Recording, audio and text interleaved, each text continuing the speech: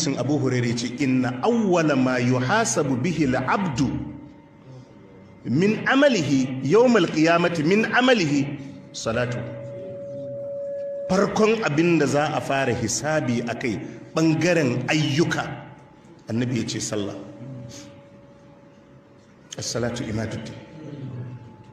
Sallah, kar kai wasa da sallah.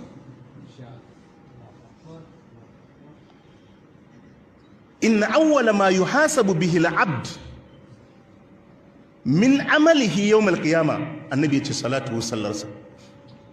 Fa in salahat, idan ta yi kyau, sallah ta zo da kyau, faqad aflaha wa anja, annabi yace bawa ya rabauta, bawa ya tsira.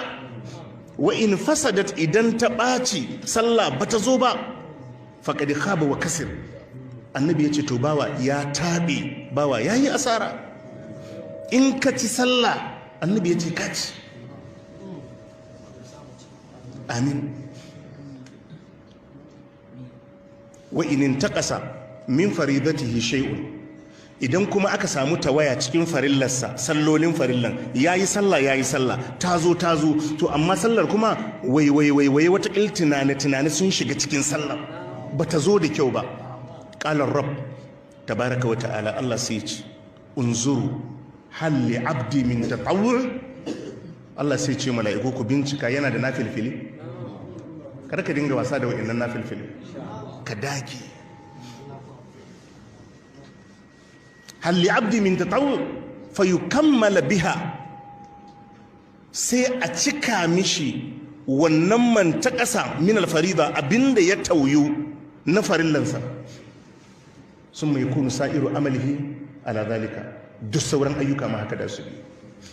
In an zo kan azumi shi ma a duba, wani azumin ya zo da matsala, an yi ashar, an yi kaza, a ce akwai na nafila, yana litinin da alhamis, yana azumin mukan nafilfili, Allah sai ce a ɗebo a cikita na farillan, kuma Allah zai karɓa. Idan an zo zakka haka, yayi zakkan akwai matsaloli, sai a ce to yana da sadakoki. In yana da sadakokin, Allah sai ce a zo da sadakar a ciki ce mishi zakkansa. Idan yayi aikin hajin an samu matsaloli, to akwai kuma aikin hajin da yayi na nafilfili, a ɗauko a zo a ciki ce mishi. Karka yadda da wasa da sallah. Sallah kaji abin da annabi ya ce, in har ka ci sallah, insha Allah duk abin da za a ma hisabi na aiki da zai biyo bayan sallah, annabi ya ce za ka ci. Idan har ka faɗi a sallah, in ka faɗi a sallah, ka faɗi a komai. In ka faɗi a sallah, ka faɗi a komai. In ka faɗi a sallah, ba aikin da zai zo ya yi kobar. Kowa ya tashi ya koyi sallah a sunnance, ya koyi sallah yadda annabi sallallahu alaihi wa sallam ya koyar da sallah. Ka koyi sallah da kyau, ka dage da nafilfili. Yana daga cikin ƙashin bayan sallah, yanzu sallanka ka samu ta haɓaka ta kama ƙasa, shine sallah a jami'i. Karka yadda kana sallah a gida, karka yadda kana sallah a ofis, karka yadda kana sallah a shago. Sallah ka dinga zuwa jami'i. Sallar da ake yin ta a jami'i ita ce sallar da za ta baka kariya. In ka ci sallah ka ci komai. Ka dage sallolinka ka dinga yin su a jami'i. Kar ka yadda da sallan cikin gida. Allah ce kai sallah, ka fito kai sallah. Ka fito kai sallah, ka fito kai sallah.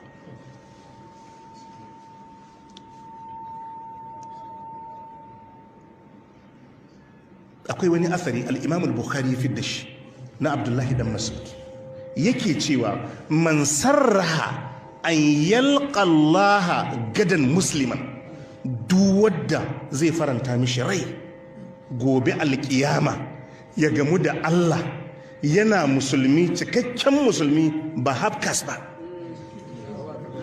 Duk wadda yake so ya gamu da musulmi, ya gamu da Allah yana musulmi, ba haka kullum muke faɗa ba? Allah ya sa mu cika da imani, ba abinda addu'ar take nufi Allah ya sa mu mutu akan imani ba. yace man sarraha an yalqa Allah gadan musliman, duk wanda yake so ya gamu da Allah gobe alkiyama kuma yana musulmi falyuhafiz ala haula'i salawat haisu yunada bihinna, to ya kiyaye sallolinsa a inda ake kiransu, ma'ana ya kiyaye su a masallaci.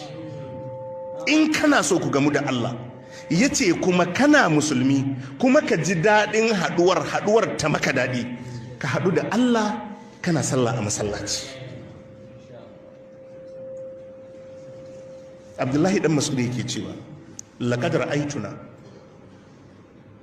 wa ma yatakallafu anis salati illa munafiqun qad ulima nifaquhu.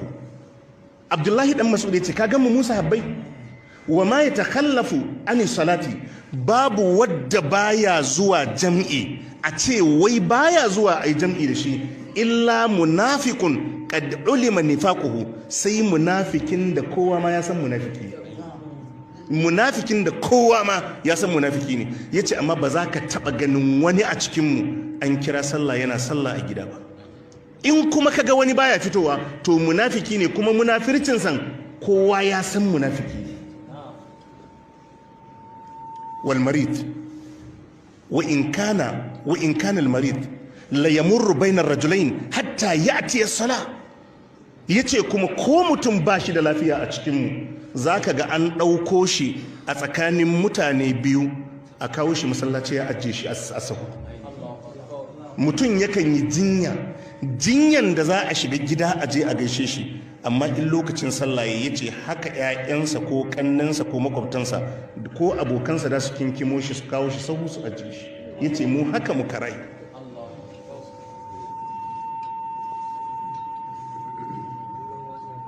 Makaho ne fa yazo ya tambayi Annabi sallallahu alaihi wasallam, yace mishi masallaci na yana da gidana yana da nisa daga masallaci, hanyar akwai kwazazzabo akwai duwatsu, ba ni da dan jagora zan iya sallah a gidan Annabi ya ce ka tawo masallaci. Makaho gidansa da nisa, hanyar akwai kwarurruka, kuma babu dan jagora, ba a bashi excuse ya sallah a gida ba. Haba mana,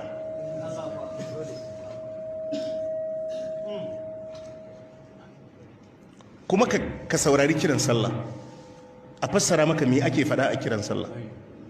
Kiran da ake yi zuwa mutane su zo sallah, wallahi ko mahaifinka ne yayi wannan kiran baka amsa ba, na rantse da Allah sai ka shiga fitina. A ce hayya ala salah, ka zo ka yi sallah, kana ji hayya ala salah, ka zo ka yi sallah. Hayya ala fala, in kana ganin ma sallar zaka yi ma wani ne, Allah ya ce a gaya maka ka zo gun babbar rabo. Hayya alal fala yace a sake maimaita maka ka zo ka wajen babban rabo, kana ci gaba da hidimanka.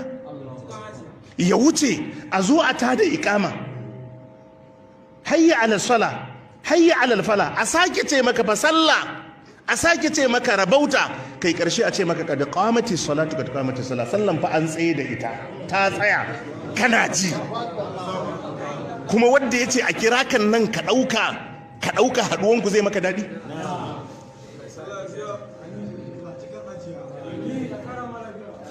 A rike sallah. Annabi ya ce farkon abin da za a fara hisabi wa mutane a kai sallah. In ka ci sallah to mu kiyaye sallolinmu a cikin jami'a, kuma ka koyi sallah. Allah ya samu ji mu bi, shine karatu. A karanta mu tashi mu je mu ci gaba da rayuwarmu yadda muke so, a wannan ba mu ci ribar karatu. Mu yi karatu, mu yi aiki da karatu shine riba.